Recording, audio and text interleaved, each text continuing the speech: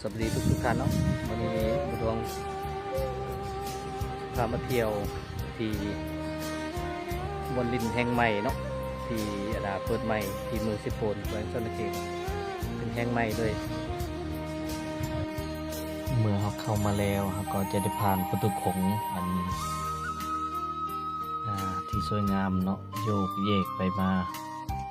เขาก็ย่างเข้าไปเลย